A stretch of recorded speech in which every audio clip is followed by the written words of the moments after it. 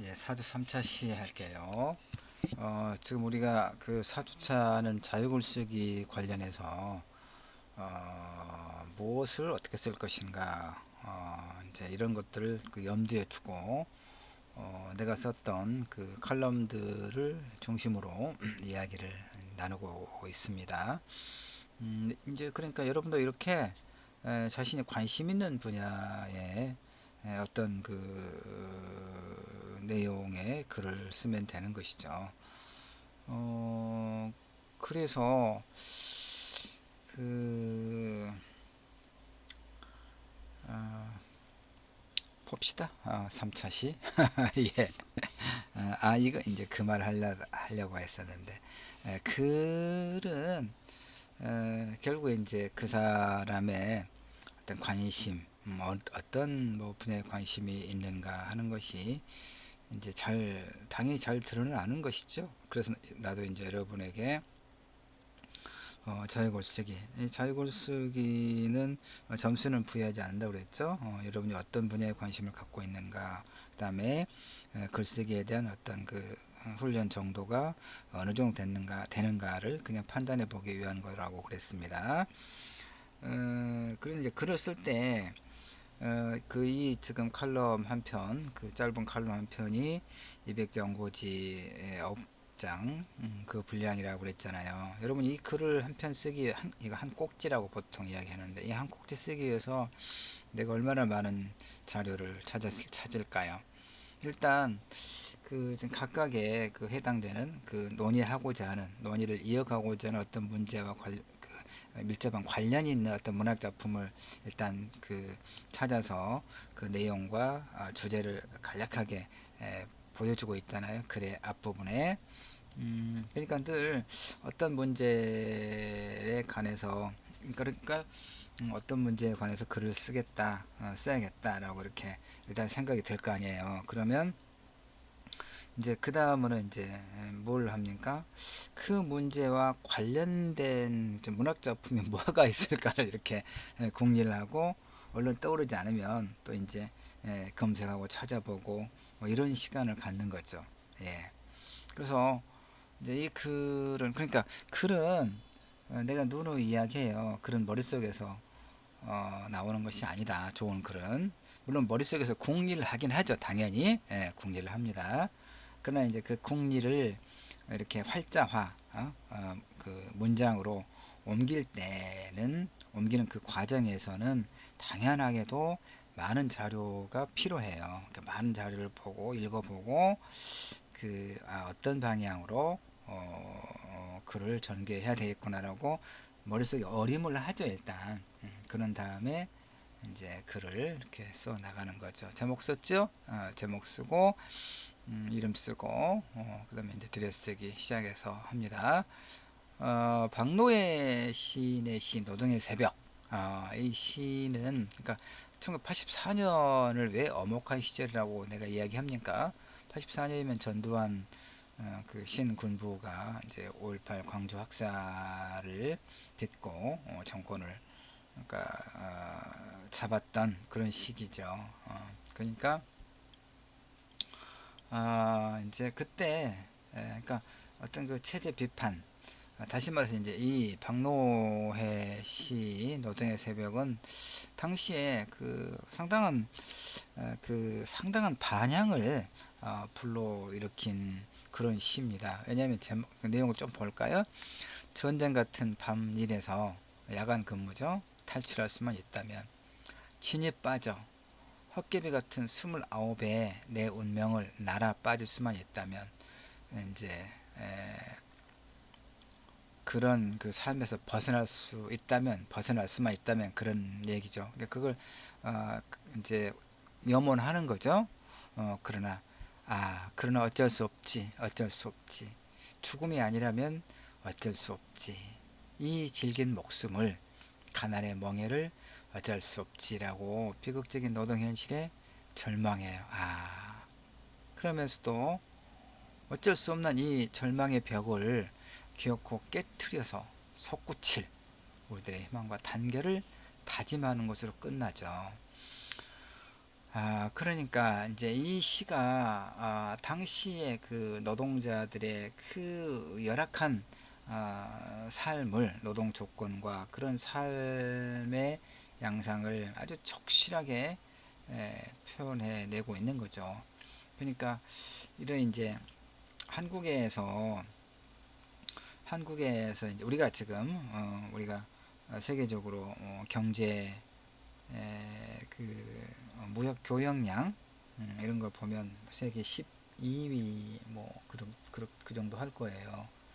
어, 그러니까 뭐 경제 규모 발전은 상당히 이루어졌죠. 이루어졌습니다.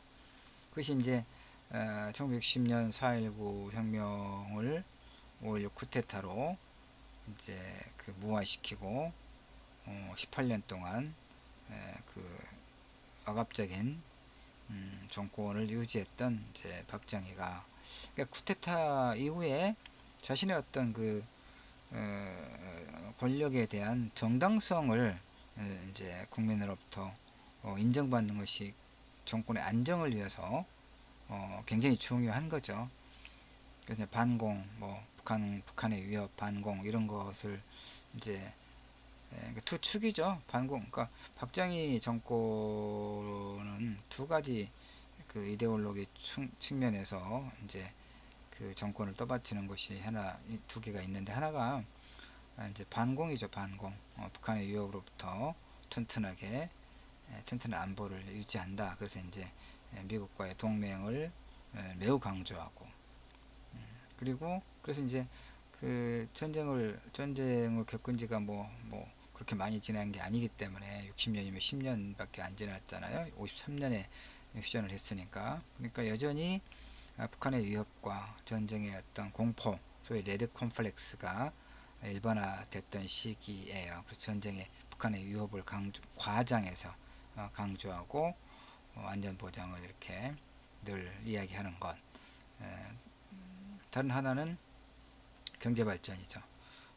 오래된 그 가난의 삶에서 벗어나야 되겠다라고 해서 경제 발전을 이제 시작을 하는데, 경제 발전이라는 게 뭡니까? 오늘은 자원이 부족하니까 이렇게 부속품 갖다가 완제품 만들어서 파는 거죠.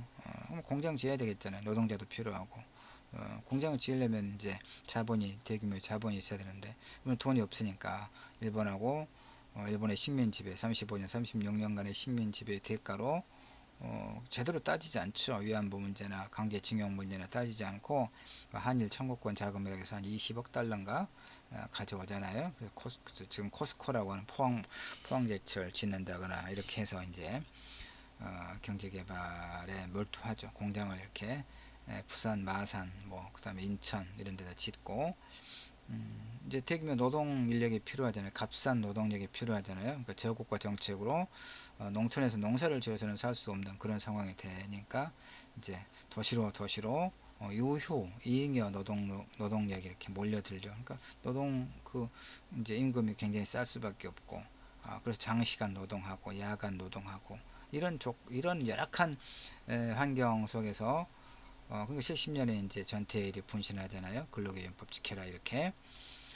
이런 상황이 이제 지속된다는 얘기죠. 그러니까 정부는 이제 특히 이제 이 군사정부는 뭐 어느 정부나 뭐 그 사정이 크게 다르진 않아요. 그러나 하여튼 정부는 노동자와 자본가가 있을 때 자본의 어떤 이해를 더 대변하죠. 군사정부는 더 그렇습니다. 그러니까 이 전두환 군사정부 시절에 이런 노동자의 어떤 권리를 주장하는 이런 시라고 하는 것은 굉장히 불순한 거죠. 불순한 겁니다. 하여튼 그래서 이제 엄목한 시절 좀 길게 설명했어요. 그다음에 이제 박노해 시인의 시 노동의 새벽, 자 이렇게 된 거고, 이것은 이제 그 노동의 새벽 20년을 맞이해서 이제 헌정 가요 그런 그 음반의 표지입니다. 자, 이제 그로부터 40여 년의 시간이 흘렀잖아요. 그럼 우리 사회 노동 현실은 근본적으로 나아졌는가? 이제 나아진 면도 있죠. 그러니까 70년에 전태일이 근로기준법을 준수하라고 외치면서 분신을 했잖아요. 어, 그때와 비하면 노동권은 상당할 정도로 보장이 됐어요. 보장이 됐고, 그러나 이제 여전히 좀 미흡하긴 하죠. 미흡하죠. 특히 이제 어떤 문제가 발생했습니까? 97년에 IMF 외환 위기를 맞고 국가가 부도 상태에 내몰렸을 때 IMF에서 요구했던 것들이 소위 이제 우리가 신자유주의 정책을 강제했다 이렇게 이제 이야기하는 거죠. 신자유주의가 그 자본의 논리를 확장하는 것이죠. 그러니까 그 이를테면 기업이 살아야 나중에 이제 일자리도 생긴다. 그래서 노동자를 대거 해고한 거죠. 구조조정을 통해서. 그리고 나중에 이제 기업이 그 다시 이제 그 국가부도 상태에서 벗어나서 기업이 회생하고 그러면 다시 노동자를 그 채용해야 되잖아요. 근데 그때 노동자를 채용하는데 어떻게 하냐면 소위 고용의 유연성이다. 이게 말이 좋은 거죠. 유연성이 뭡니까? 해고를 자유롭게 하는 거죠. 기업의 형편에 따라서. 그래서 그런 것도 하고 그다음에 비정규직 노동자들을 양산하게 돼요. 현재 그래서 어떻게 됩니까? 정규직 노동자, 비정규직 노동자 비율이 대개 6대4 정도 되죠. 상당 비슷한 그 일을 함에도 불구하고 이제 그 임금이라든가 노동의 조건들에서 상당한 그 차별이 있죠. 이게 이제 우리 그 노동 시장에서의 그 아주 큰 문제가 돼요. 물론 이제 이건 일정하게는 세계적인 현상인 것처럼 보이긴 해요. 그리고 그 지금 이제 그 노동의 미래라고 하는 것은 엄청난 그 위협에 다양한 위협에 직면해 있죠. 뭐 정규직 비정규직 문제뿐만 아니라 이 이제 글의 마지막 부분에 그 AI 그런 어떤 제 4차 산업의 흐름 속에서 전통적인 일자리가 이제 대거 사라지고 뭐 이런 이제 문제가 또 있고 그다음에 그러니까 결국 이거예요. 97년 외환 위기 이후에 우리 사회가 얼마나 이제 어려워졌냐면 고용 안정성이 해치게 되는 거예요. 고용 안정성. 그러니까 이제 뭐 정년까지는 어쨌든 그 일을 할 수 있다고 하는 이런 기대가 완전히 사라진 거야. 완전히 사라지고 그 다음에 비정규직이 이제 양산되면서 아주 그 나쁜 일자리가 많이 생긴 거죠. 그러니까 일상적인 경제적 불안 이것이 우리 곁에 이제 항상적으로 있는 어떤 그 불안의 근원이 되고 있는 거예요. 그런 의미에서 본다면 그 지금 그 1970년에 전태일이 분신했던 그런 상황 그리고 84년도에 박노해가 이런 시를 통해서 노동 현실을 고발했던 그런 것과 비교해서 본질적인 측면에서는 그 나아졌다고 보기가 어려운 면이 있어요. 그러나 이제 한국 문학에서 그런 어떤 노동 내지 노동의 문제를 잘 다루고 있지 않죠. 다루고 있지 않습니다. 어쨌든 그것과 관계없이 우리는 노동을 통해 삶을 영위하죠. 여러분도 이제 다양한 그 자기 전공이 있고 그래서 대학을 졸업하면 이제 대학원에 진학하거나 아니면 뭐 이제 뭐 공무원이 되거나 또는 뭐 다양한 어떤 그 자신의 전공 분야에서의 능력을 발휘해서 일을 갖게 되겠죠. 그러니까 우리는 뭐 아주 일부분 정말 자본가들 그런 일부를 빼놓고는 대부분 노동을 통해 삶을 영위하죠. 더 나은 삶. 그걸 인간다운 삶이라고 추상화할 수밖에 없지만 물론 이제 인간다운 삶이 어떤 것인가는 대강의 합의가 있긴 하죠. 여러분 어떤 걸 인간다운 삶이라고 이야기할 수 있습니까? 의식주의에 있어서 아니 그것도 주관적이긴 합니다. 하루에 4끼 먹는 사람도 있고 하루에 2끼 먹는 사람도 있고 그러니까 어쨌든 추상적인 것이긴 해요. 인간다운 삶이라고 하는 것이 추상적이긴 한데 근데 이제 보편적으로 우리가 합의할 수 있는 기준이 있긴 있습니다. 어쨌든 노동을 통해서 우리는 지금보다 더 나은 삶 그걸 인간다운 삶이라고 우리가 부르기로 하고 이것을 노동을 통해서 가능한 거죠. 쉽게 말해 일자리가 없으면 인간다운 삶 자체가 그야말로 이제 봉준호 감독의 기생충에서 봤던 그 은유처럼 우리는 기생충처럼 살아가는 거죠. 일자리가 없으면.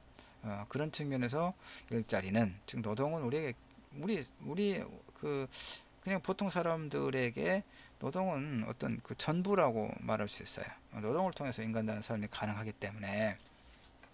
그런데 이제 아까 내가 이런 이야기 했잖아요. 외환 위기 이후에 비정규직이 대량 이제 아까 60대 그러니까 한60% 아니죠. 정규직과 비정규직이 60% 40% 정도, 45%, 그 정도 될 거예요. 절반은 좀 미치지 못하고. 근데 임금 격차가 상당히 크죠. 그런데 어쨌든 어느 직종 어느 사업장을 구분할 수 없을 만큼 정규직과 비정규직 노동자들 간의 갈등 구조가 깊어져요. 이거 이제 소위 갈라치기라고 하기도 하고 노노 갈등이라고도 하고 그런 측면이 있습니다만, 자 이제 어떤 문제가 있냐면요. 2017년 4월에 광천동에 가면 우리 기아자동차 공장이 있잖아요. 광주는 기아자동차와 관련돼서 2차, 3차 그 협력업체, 하청업체들까지 해서 기아자동차와 관련해서 먹고 사는 사람의 비율이 뭐 30%, 35% 정도 돼요, 대충. 그러니까 굉장히 큰 비중을 차지하고 있는 거예요, 기아자동차가. 광주에 뭐 그 큰 뭐 대기업 공장 없잖아요. 뭐 삼성 그 백색가전 냉장고를 만든다거나, 뭐 하남공단도 있고 첨단도 있는 것 같긴 하던데, 그러니까 몇 개 뭐 그런 거 빼면 사실은 뭐 거의 기아자동차가 거의 유일하다시피 생산 효과, 생산 유발 효과, 그러니까 일자리를 만들어내고 있는 그런 그 굉장히 중요한 그 사업장이죠. 그런데 거기 이제 그 기아자동차 공장에는 이제 정규직 노동자들이 있죠. 그리고 파견 노동자들, 비정규직 노동자들이 같이 있거든요. 근데 문제가 뭐였냐면 이 기아자동차 공장에서 근무하는 정규직 노동자들이 총 투표를 통해서 같은 사업장에서 근무하는 비정규직 노동조합에서 내보낸 사건이 있었어요. 2017년 4월에. 노동조합 내의 정규직 노동자들이 약 90%, 비정규직 노동자들이 약 10% 정도였다는 거예요. 서로 간에 어떤 인식과 이해 차이가 있죠.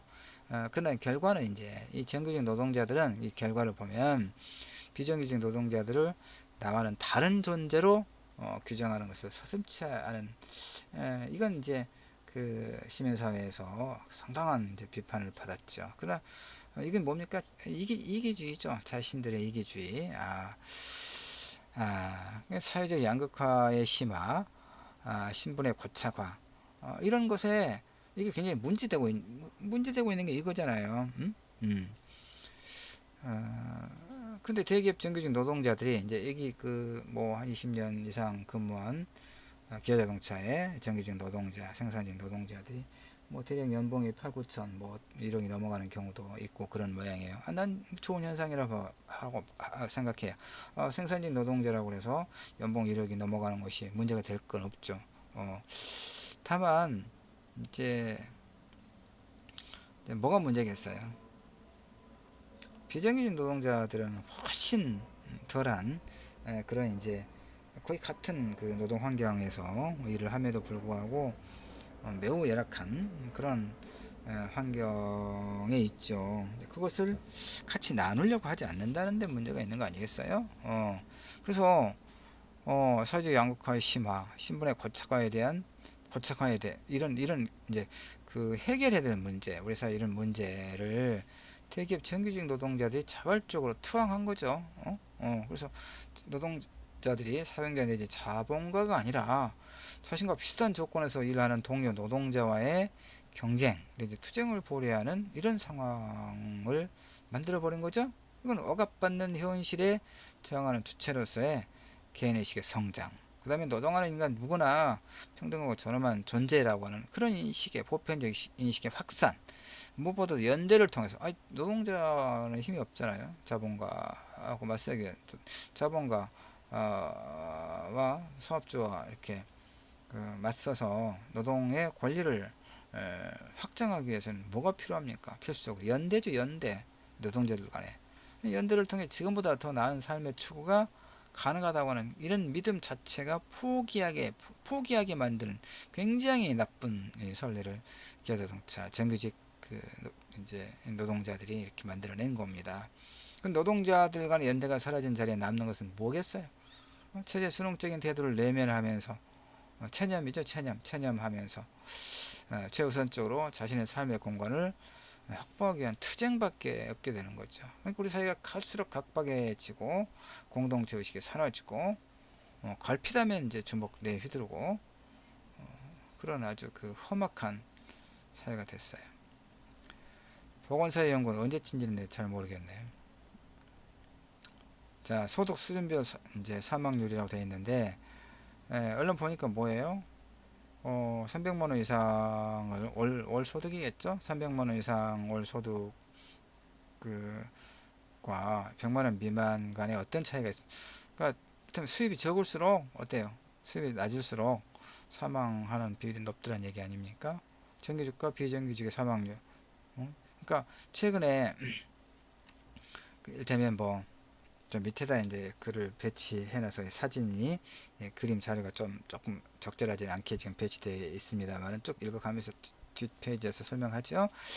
그 인천국제공항 뭐 인국공 사태라고 하죠. 보안 업무를 담당하는 비정규직 노동자들을 이제 정규직화하는 과정에서 우리 사회에 소모적 갈등이 있었죠. 그러니까 그 엄청나게 시간을 들여서 공무원 시험을 이제 보려고 하는 그 인천 국제공항에 취업하려고 하는 이제 이런 사람들에게는 이제 엄청난 어떤 박탈감을 안겨줬다. 뭐 이런 이제 왜냐하면 이제 비정규직으로 들어가서 조금 지나면 정규직으로 전환이 된다면 우리가 엄청난 시간과 노력을 비용을 들여서 정규직 시험을 봐야 될 이유가 뭐가 있느냐 이런 이제 어떤 박탈감, 이런 불공정한 어떤 그런 이제 흐름에 대한 이제 어떤 불만, 불신의 표출, 특히 우리 사회 연대 고리가 얼마나 허약해졌는가를 방증하여요. 이제 일부 사실에 대한 일부 오해도 있고 또 갈등을 이제 부추기는 일부 정치권과 언론의 무책임이 가세해서 노동자들의 삶의 문제를 이런 사람들이 정규직 되는 건 좋잖아요. 그렇죠? 그리고 이제 또 그다음에 이제 그 시험 공채를 통해서 이제 인천국제공항에 입사하는 사람들은 보안 업무를 담당하는 건 아니라고 하더라고요. 그러니까 정확한 어떤 내용을 보도하면서 그 문제가 무엇이고 어떻게 문제를 해결할 것인가와 관련해서 언론과 정치권이 그 논의를 하는 게 아니라 이제 진영 논리에 의해서 좀 마구잡이로 이제 갈등을 이제 부추기고 그런 게 소위 인국공 사태인데 하여튼 이런 이건 우리 사회의 논의 구조가 얼마나 천박하고 위태로운가 하는 것을 이제 보여줘요. 하여튼 여러 가지 어떤 사안 쟁점마다 무엇이 옳고 그른가를 엄정하게 따지는 게 아니고 그가 누구 편인가, 진영 논리를 가지고 이야기하는 일들이 너무나 많죠. 비정규직. 자, 이것도 이제 뭐 태안 화력발전소에서 컨베이어 벨트 사고로 김영균 24살의 하청 노동자였는데 며칠 이제 컨베이어 벨트 안에서 혼자 노동을 하다가 몸이 두 조각 난 사고를 당했죠. 하루 이튼가 하여튼 오랜 시간이 몇 시간 지나서 발견을 했는데 몸통이 두 조각 나 있더란 얘기죠. 얼마나 기가 막힙니까? 이게 죽음의 외주화. 그러니까 아까 봤잖아요. 이를테면 정규직과 비정규직 사망률. 그다음에 뭐 이런 비슷한 우리가 기사 많이 봤어요. 그쵸? 지하철 선로에서 이런 작업하다가 미처 피하지 못하고 전동차를 피하지 못하고 죽음이 일어났다거나 문에 끼어서 죽었다가 이런 거 심심치 않게 일어나도 변화가 없죠. 변화가 없어요. 도대체 우리 사회가 성장을 통한 일자리 만들기 신화에만 매몰되어 있거든요. 성장을 통한 이게 이제 여러분 한번 생각해 봅시다. 여러분 아직 젊으니까 요즘 방송을 보면 언젠가부터 트로트 열풍이 불죠. 미스터 트롯. 나도 좀 재밌게 봤어요. 요즘에 MBN에서 보이스 트롯 하고 그래서 가끔 보는데 이런 게 있더라고요. 어떤 글을 보니까 바로 이제 이런 그 소위 오디션 경연 프로그램 굉장히 많은 사람이 보고 있고 거의 성공한 프로그램으로 되어 있잖아요. 근데 바로 이런 것이야말로 이게 근데 사람들이 이제 그 관심을 갖고 시청을 하고 시청률이 굉장히 높고 그러는 거 바로 이런 현상 이것이 바로 자본주의의 그런 어떤 그 신화를 그대로 잘 드러내주는 하나의 사건이다. 그러니까 가장 자본주의적인 그런 이 이제 이 오디션 프로그램이 그건 뭐냐면 경쟁은 아름답고 경쟁은 당연하다라고 하는 생각을 무의식 중에 우리에게 심어준다는 것이죠. 여러분 경제 그러니까 나도 이제 그 좀 더 평등지향적인 그런 사회 구조가 필요하다고 양극화를 해소하기 위해서 근데 그걸 나도 주장하는 사람인데 바로 그런 오디션 프로그램 그 자체 그다음에 그것을 보고 환호하는 이런 현상 자체가 지극히 극히 자본주의적인 것이다. 즉 경쟁을 당연한 것으로 여기고 이런 것에 대해서 나도 이제 아주 반성하게 됐어요. 그러니까 이 성장 신화, 그다음 그 성장을 통한 일자리 만들기 신화에만 매몰되어 있는 한 인간다운 삶이라고 하는 미래는 오지 않을 것 같다는 생각을 들어요. 공존을 포기하고 자신의 이해만 우선시하는 그렇게 부추기는 교육과 사회 체제에 대한 어떤 과감한 변화가 모색되지 않는다면 40여 년 전에 시인이 비장한 결의와 다짐으로 바라던 더 나은 인간된 노동자의 삶은 가능하지 않겠다 이런 생각이 드는 거예요. 마지막 봅시다. 그 AI 하잖아요. 4차 산업과 직종별 일자리 감소 금융보험 들지 말라고 하더라고요. 보험회사 다 무너져 한두 개만 남고 다 없어질 것이다. 전문가들이 이야기해요. 이런 식으로 하여튼 그 전통적인 어떤 그 산업 일자리가 다 사라진다는 거죠. 그 아주 쉽게 이야기하면 그 우리 학교 전남대학교고 그 자동차 들고 나는 곳이 세 군데가 있어요. 저 후문 있고 정문 있고 그다음 저쪽에 그 쪽문 있죠? 그런데 거기에 이제 근로 학생들이 있었잖아요. 근로 장학생들이. 지금은 다 그 전자동 시스템으로 바꿔졌죠. 그 일자리 사라진 거죠. 이렇게. 그래서 인간의 노동을 급속하게 대체하고 있는 이런 인공지능 기술과 코로나 바이러스 확산으로 비대면 일자리가 늘어가고 있는 이런 추세에서 노동의 위기를 극복해 나갈 지혜, 지혜, 그 다음에 이제 함께 살아가는 연대 정신의 회복 이런 것들이 우리에게 너무나 부족하다 하는 이런 이제 안타까움을 내가 갖게 됐다 이런 얘기입니다. 자 여기까지 해서 자유글쓰기와 관련돼서 내가 이제 그 썼던 칼럼들 각각 한 편씩을 가지고 두루 이야기를 했습니다. 이게 내 관심사는 다양해요. 다양한데 관심 있는 친구들은 이제 그 교수신문을 네이버에서 들어가거나 아니면 네이버에서 내 이름 이렇게 입력하고 이제 그 신문 기사인가 뉴스를 클릭하면 이렇게 쭉 나오고 그렇더라고요. 어쨌든 여기까지 해서 4주차 모두 마치도록 할게요. 수고하셨습니다.